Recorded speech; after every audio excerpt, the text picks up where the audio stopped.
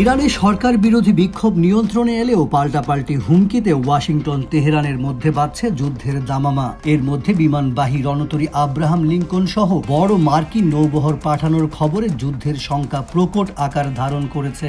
ইরানের সর্বোচ্চ নেতা আয়াতুল্লাহ আলী খামেনি বাংকারে আশ্রয় নিয়েছেন বলে খবর প্রকাশ করেছে ইরান ইন্টারন্যাশনাল। সরকারের ঘনিষ্ঠ দুই সূত্র বরাতে এই খবর প্রকাশ করা হয়।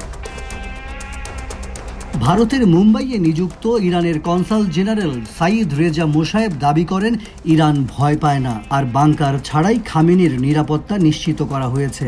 এমনকি যে কোনো ধরনের হামলাকে সর্বাত্মক যুদ্ধ হিসেবে বিবেচনায় নেয়ার কড়া বার্তা দিয়ে রেখেছে ইরান। এর জন্য ট্রিগারে আঙুল রেখে প্রস্তুত বলে হুঁশিয়ারও করেছে তেহরান। মার্কিন বিমান বাহিনী রণতরী পাঠানো ছাড়া ইসরায়েলও তেহরানে হামলার সুযোগ খুঁজছে। তুরস্কের এমন আশঙ্কার পর উত্তেজনার পারদ ক্রমেই বাড়ছে এ অঞ্চলে। ট্রাম্প এরই মধ্যে যুদ্ধজাহাজের বহর পাঠিয়ে এবং তেলবাহী জাহাজের বিরুদ্ধে নিষেধাজ্ঞা চাপিয়ে দিয়েছে। ফলে তেহরানের বিরুদ্ধে মনস্তাত্ত্বিক যুদ্ধ শুরু করে দিয়েছেন বলে মনে করছেন ইরানের সাধারণ মানুষ। স্থানীয় সময় গতকাল ইরানের ন্যাশনাল সিকিউরিটি কাউন্সিলের সেক্রেটারি আলী লারিজানির মেয়ে ফাতেমেহ আর দেশির লারিজিনকে বরখাস্ত করেছে যুক্তরাষ্ট্রের এমরি ইউনিভার্সিটি। বিশ্ববিদ্যালয়টিতে চিকিৎসক হিসেবে কর্মরত ছিলেন তিনি।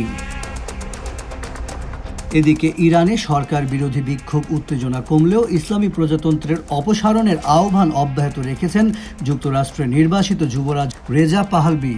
এ অবস্থায় খামেনি তন্ত্র উৎখাতের সমর্থনে যুক্তরাষ্ট্র, কানাডা ও ইউরোপের বিভিন্ন দেশে চলছে প্রবাসী ইরানিদের বিক্ষোভ মিছিল ও সমাবেশ। যুক্তরাষ্ট্রের হস্তক্ষেপ ছাড়া ইরানের ইসলামী প্রজাতন্ত্র পতন অসম্ভব বলেও দাবি তাদের।